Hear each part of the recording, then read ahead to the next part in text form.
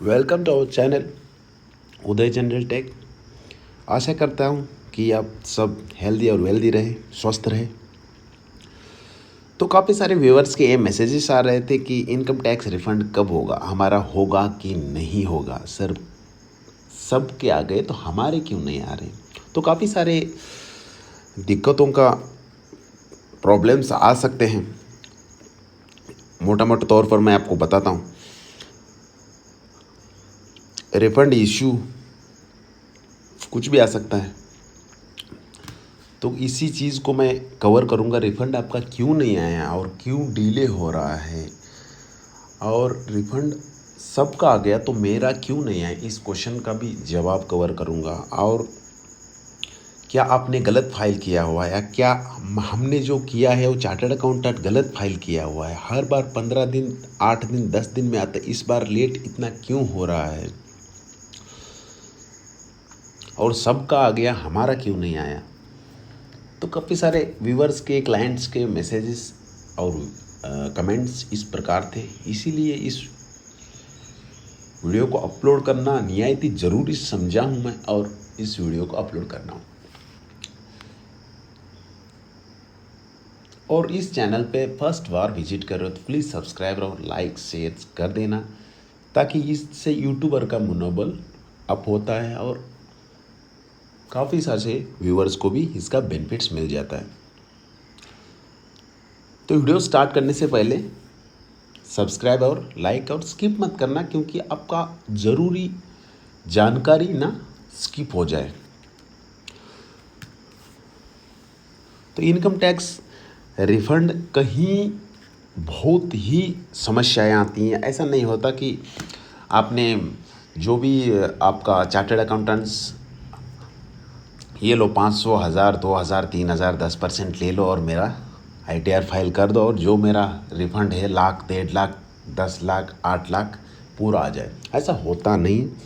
कई सारे क्लाइंट्स को और ITR पर्सन्स को यही डाउट है, यही लगता है कि मैंने 300, 500, 1000, 2000, 3000 जो भी आप area wise, location wise and जो आदमी फाइल कर रहा है उसके बेसिस पे आप कुछ भी वो आप खुद भी फाइल कर सकते हो, यदि आप जानकार हो तो।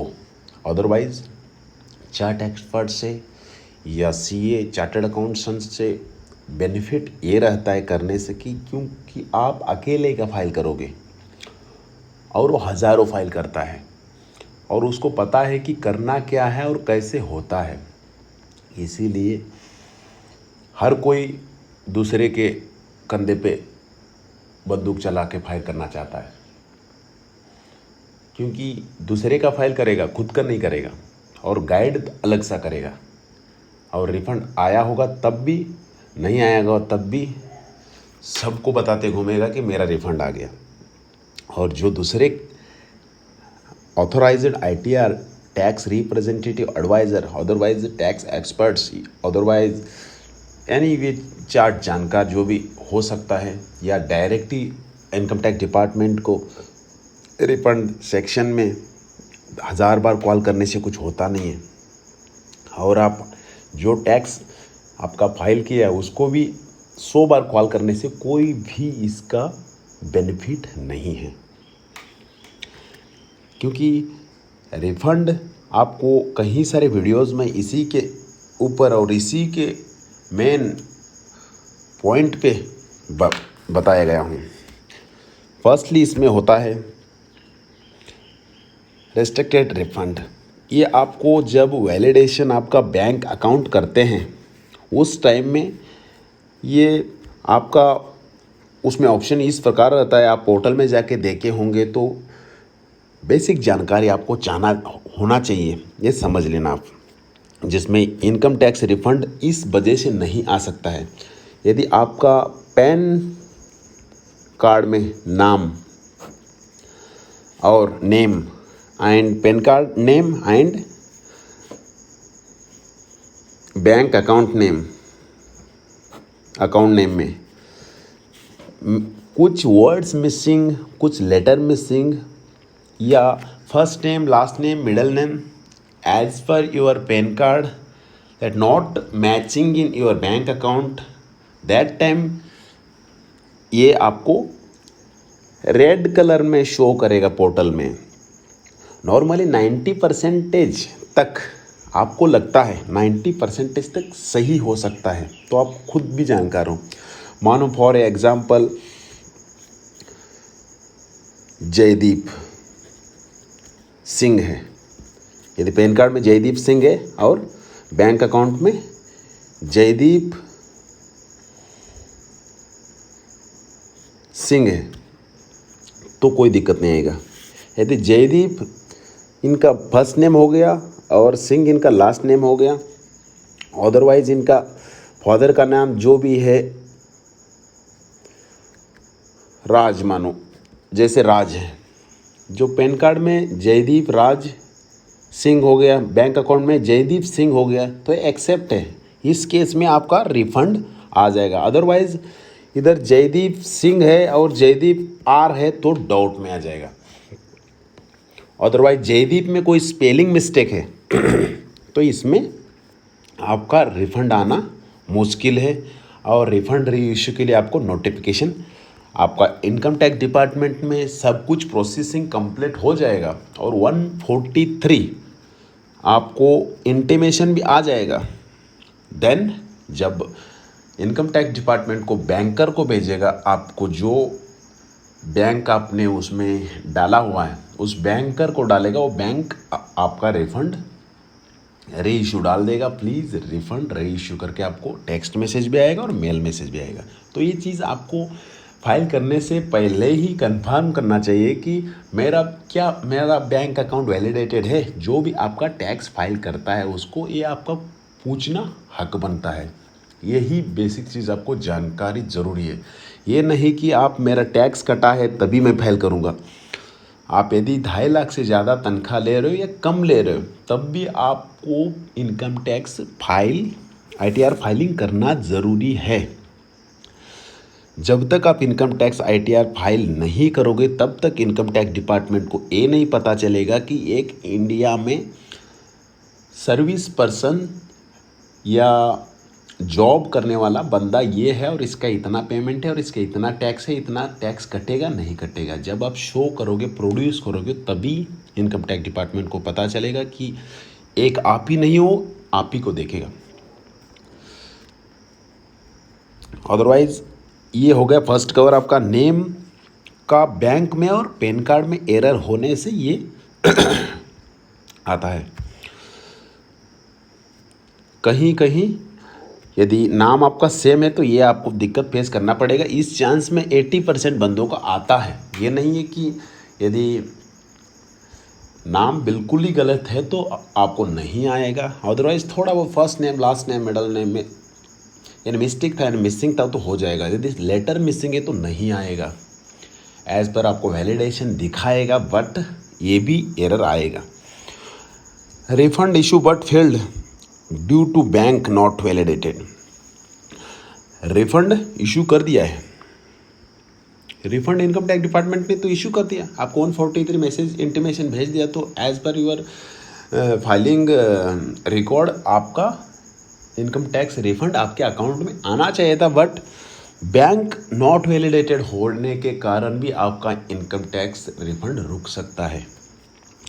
रुकने का कारण ये है कि आपका इनकम टैक्स डिपार्टमेंट में तो सब कुछ सही है, आपका प्रोसेसिंग कंप्लीट हो गया, पास भी हो गया, तो बैंकर आपके अकाउंट में डालने के लिए आपका बैंक का नेम, अकाउंट का नेम और पैन कार्ड का नेम, डेट ऑफ बर्थ, जो भी आपका KYC अपडेटेड, आपका IFSC कोड अपडेटेड, सब कुछ होने के बाद ही बैंक आपका वैलिडेशन करता है। मेन 3 चीज़ों को ध्यान देता है, नेम, मोबाइल नंबर और जीमेल। जो आपने पैन कार्ड की वेबसाइट में डाला है वही आपके बैंक अकाउंट में भी होना चाहिए और एज पर आपको हर जगह वही होना चाहिए।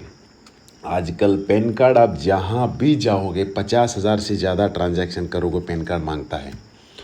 अदरवाइज़ आप 2 व्हीलर ले रहे हो तो मांगता है, कार ले रहे हो तो मांगता है, इंश्योरेंस बनाओगे तो मांगता है, आप जॉब कर रहे हो तो वहाँ मांगता है, आप कहीं भी ज्वाइनिंग जाओगे वहाँ मांगता है। कहीं भी एक पैन नंबर ऐसा है कि आपको आधार से भी इम्पोर्टेंट चीज़ें, आधार से तो कुछ नहीं हो रहा है, वो सिम लेने के लिए इधर उधर ये पैन कार्ड को वैलिड आईडी प्रूफ भी माना जाएगा। अभी इस साल से स्टार्ट हो गया। पैन कार्ड फाइनेंशियल मैटर को रिलेटेड करता है तो फाइनेंशियल मैटर रिलेटेड करता है तो आपको इसको सही कराना आपका कर्तव्य है, आपका ड्यूटीज़ है। अदरवाइज़ ये वैलिडेटेड तभी दिखाएगा और फील्ड होगा, कंपलसरी डेफिनेट होगा आपका पैन कार्ड। यदि इनकम टैक्स पोर्टल में या जो चार्टर्ड अकाउंटेंट आपको बोलेगा प्लीज़ आपका बैंक में अपडेट कराइए, तो आप वो खुद नहीं बोल रहा है, वो अपनी मर्जी से नहीं बोलता है, आपका वैलिडेटेड नहीं होता है पोर्टल में फाइल करते समय, वो सबमिट ही नहीं होता है। और यदि आप बोलोगे सबमिट ज़बरदस्ती, तो ज़बरदस्ती हो जाता है, उसका कोई फ़ायदा नहीं। बट चांसेस बहुत कम रहते हैं, 50% से कम ही चांस रहता है कि रिफ़ंड आए। आपका बैंक में है तो ऑटोमेटिक फील्ड होने के बाद कोई, यदि फर्स्टली आपका इनकम टैक्स डिपार्टमेंट रिलीज़ करता है रिफ़ंड, तो आपको 10 से 15 दिन या जब भी आएगा फोर्थ आएगा। अदरवाइज रिफ़ंड री इशू डालोगे तो 7 वर्किंग आवर्स के अंदर आ सकता है, वर्किंग डेज़ के अंदर। बट कभी कभी 180 डेज़ भी ले लेता है। तो प्लीज़ कृपया, यदि रिफ़ंड री इशू आपने डाला होगा तो प्लीज़ वेट करिए। कंप्लेंट डालेंगे तो और खिंचते जाओगे, रिफ़ंड आने के बजाय आपको नोटिस ना आए। बाकी तीसरा कवर करता हूँ मैं वीडियो को ना लंबा करते हुए। Refund issue but not credited in bank account, all formality checked. ये भी सही है, refund issue but income tax department से रिफंड आपका इशू हो चुका है बट आपके बैंक में रिफ्लेक्ट नहीं हुआ है, ऑल फॉर्मेलिटी चेक किया हुआ है। तो इसको ये ऐसा मत समझिए कि आज कर दिया तो 143 मैसेज आज आया है तो ये या 72 घंटे में आएगा, ये 2 घंटे में आएगा, ऐसा नहीं होता है। ये कभी कभी थोड़ा ज़्यादा टाइम भी ले लेता है क्योंकि सर्वर के वजह से ही चलता है और सब कुछ पास होने के बाद ही होता है। तो कभी कभी ये 15 दिन, 10 दिन, 20 दिन तक भी लग सकता है। इसका मिनिमम टाइम है 1-2 दिन, मैक्सिमम है 7-8 दिन, 10 दिन के भी अंदर भी आ सकता है। उनको थोड़ा डाउट लगा उधर ही उसको आप वो रिफंड री इशू में डाल देंगे। थोड़ा भी आपका पैन कार्ड में नेम या और कोई डेट ऑफ बर्थ का करेक्शंस और आपका बैंक अकाउंट का वैलिडेशन या तो केवाईसी अपडेटेड नहीं है, सिग्नेचर अपडेट नहीं है, जो भी आपका या तो पैन कार्ड अपडेट नहीं है। कई सारे व्यूवर्स के क्वेश्चंस ये है क्लाइंट्स के कि पैन कार्ड, ये डायरेक्ट बोलेंगे कि भाई साहब बैंक अकाउंट ओपन ही नहीं होता है पैन कार्ड से। तो आप ज़्यादा जानकार हो, इनकम टैक्स डिपार्टमेंट भी आपसे 300 गुना जानकार है। तो आपने कहीं अकाउंट ओपन कराया होगा, उसको कहीं ट्रांसफ़र किया होगा, तो आपका बैंक अकाउंट अभी भी इनकम टैक्स डिपार्टमेंट में या ऑनलाइन में वहीं चल रहा होगा। ये है दिक्कत। हर आदमी क्वालिफाइड समझता है, हर आदमी अगले वाले को ये समझता है कि मैं ही क्वालिफाइड हूँ, लेकिन क्वालिफाइड होने से भी नहीं चलता है। रूल्स रेगुलेशंस तो आपको सिस्टम के फॉलोज करना ही पड़ेगा, आप मानिए ना मानिए। बट ये दिक्कत जब भी आता है आपका बैंक में पैन कार्ड नहीं है, अदरवाइज़ आपका बैंक में अपडेटेड नहीं है, आपका केवाईसी, आपका सिग्नेचर, आपका मेल, आपका मोबाइल नंबर, आपका नेम का करेक्शंस, ये सब डिपेंड करता है कितना एक्टिव क्लाइंट है। क्योंकि कई सारे व्यूवर्स के ये भी मैसेजेस आए कि हमने तो उससे फाइल करा लिया, हमने तो इससे फाइल करा लिया, वो तो 10 दिन में आता था, वो तो 15 दिन में आता था। बोलने में और करने में बहुत फ़र्क होता है। 10 फाइल यदि किया है आपने तो 1-2 का तो ये प्रॉब्लम आता है। तो प्लीज़ रिक्वेस्ट है आपसे कि किसी के बातों में मत आइए और किसी के भड़कावे मत आइए कि मैं अभी तेरा 10 दिन में डाल देता हूँ, अभी 3 दिन में डाल देता हूँ। ऐसे होता नहीं है। आप जो चार्टर्ड अकाउंटेंट आपका जो डील कर रहा है, या तो भरोसा रखिए या तो उसका रिकॉर्ड देखिए पिछले 5-10 साल का, फिर आप डिसीजन लीजिए किससे फाइल कराना है या मैं खुद करना है। और खुद फाइल करके रिस्क मत लीजिए। आप 500, 1000, 2000 बचाने के चक्कर में अपना 50,000 लाख का रिफंड दाव पे मत लगाइए। सही फाइलिंग करिए और जल्द ही रिफंड आने का उम्मीद करिए। अदरवाइज़ कोई ये नहीं बोल सकता, इनकम टैक्स डिपार्टमेंट खुद नहीं बोलता कि आज मैंने फाइल आपने कर दिया सबमिट तो 4 दिन में डाल देता हूँ, 15 दिन में डाल देता हूँ, 20 दिन में डाल देता हूँ। कहीं कहीं व्यूअर्स के ये मैसेजेस है, कमेंट्स है, पैसे की बहुत ज़रूरत है, कब आएगा, मेरा बच्चे का ऑपरेशन करना है, या मेरे बच्चे का फ़ीस या बच्चे का एडमिशन करना है, आपके वजह से डिले हो रहा है, या जो मेरा चार्टर्ड अकाउंटेंट कर रहा है उसके डिले हो रहा है। पिछले बार तो मेरा 8 दिन में आया था, 4 दिन में आया था। तो पिछले बार का आपका केस अलग है, इस बार का केस अलग है। थोड़ा प्लीज़ कोऑपरेट करिए, पेशेंस रखिए, अदरवाइज़ आपका रिफ़ंड कहीं जाएगा नहीं। आपका रिफ़ंड आपका अकाउंट आएगा। ये एडवांस टैक्स काटा हुआ है, तो इनकम डिपार्टमेंट यही वेरीफाई करता है कि आपने फाइनेंशियल ईयर में कितना पेमेंट लिया है और कितना में टैक्सेबल अमाउंट में टैक्स डिडक्ट हुआ है, तो आपको वो मिलेगा। बट थोड़ा पेशेंस रखिए, या तो इंटीमेशन आएगा, या कोई डिफेक्टिव नोटिस आएगा, या आपका रिफ़ंड आपके अकाउंट में आएगा। प्लीज़ होल्ड, पेशेंस रखिए, थोड़ा वेट करिए। Otherwise refund issue but received less amount, ये क्वेश्चन 100 में से 10% देखा जा रहा है, क्योंकि कई सारे क्लाइंट्स का कहना ये है कि हमने ITR फाइलिंग कराया है चार्टर्ड अकाउंटेंट से या किसी से भी कराया हो, वो डिस्कस करने में कोई फ़ायदा नहीं है, कहीं भी करा लो। आपका पिछले लास्ट ईयर का जो भी डिमांड्स है वो इस साल कवर हो रहे हैं। तो आपने कहीं से फाइल कराया होगा कि आने के बाद, रिफ़ंड आने के बाद आपका मैं प्रोसेसिंग फ़ीस देता हूँ, या आप जो बोल रहे हो वो जो परसेंटेज वो देता हूँ, या आप जो भी बोला है वो देता हूँ, उन्होंने नहीं दिया है।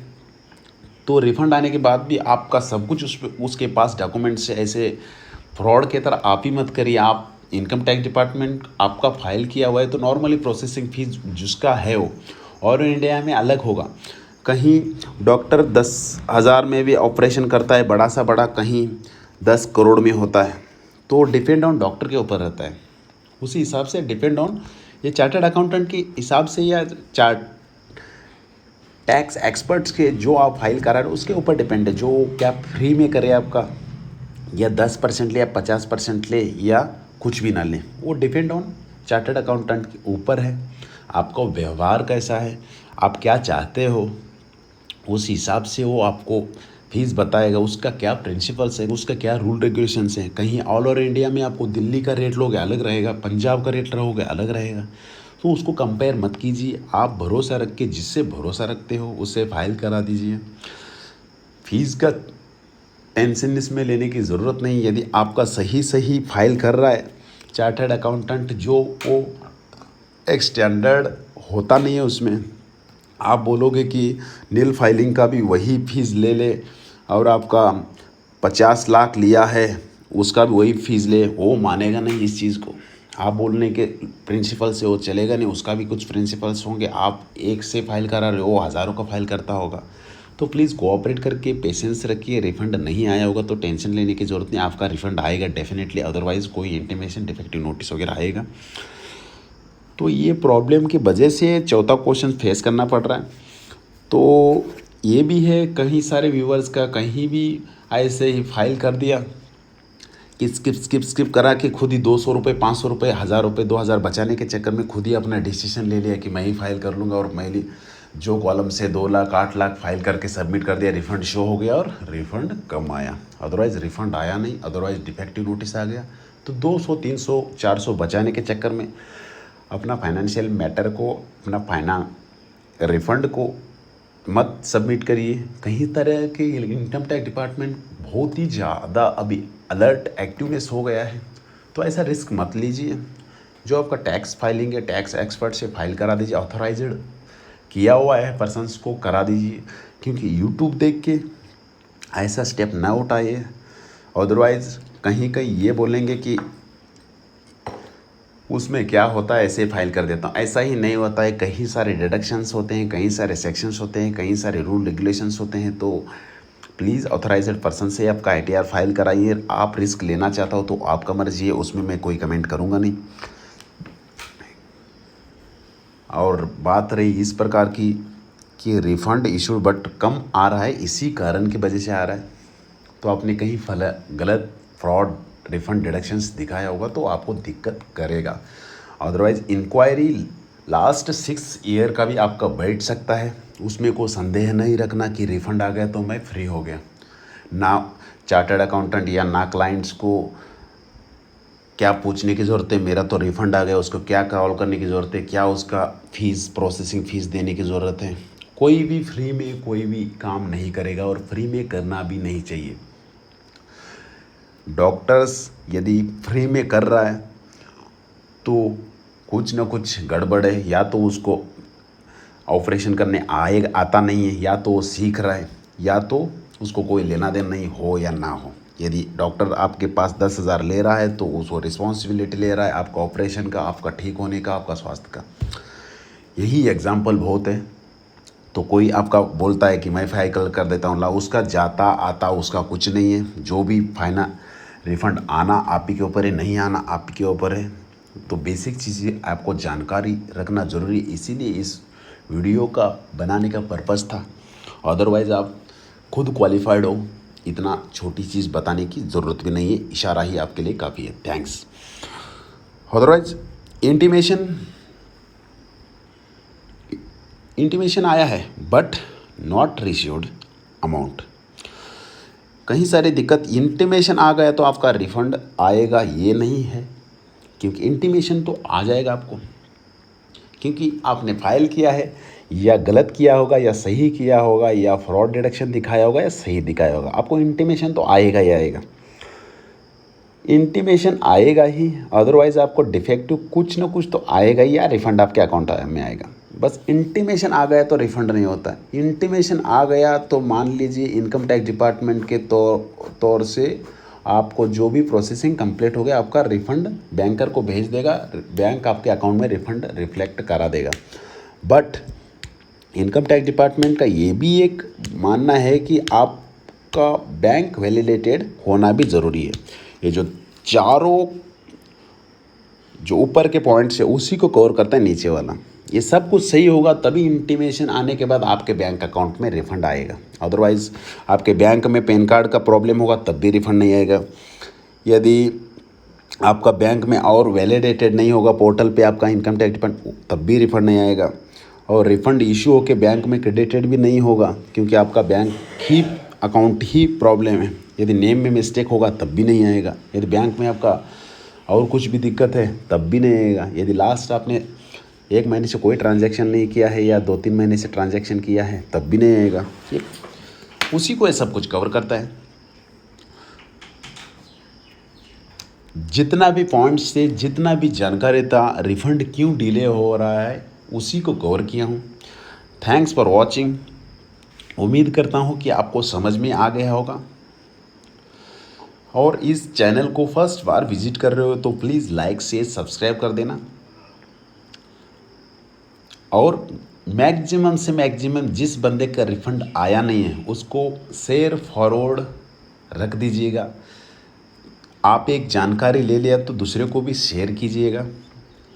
Thanks for watching. जय हिंद।